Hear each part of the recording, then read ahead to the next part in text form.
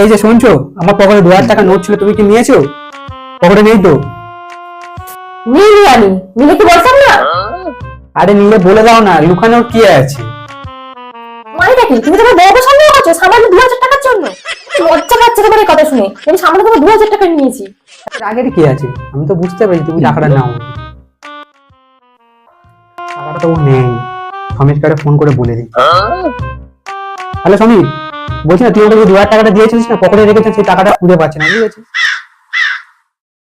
কি? টাকাটা জাল টাকা ছিল? যে নিয়েছে ভালো করেছে, তার কপালে জাল টাকাই দিতেছে।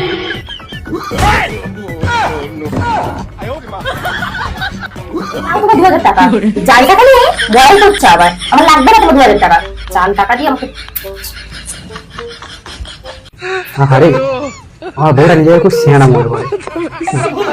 বোকাবে না, আমার টাকা আমাকে দিয়ে দাও।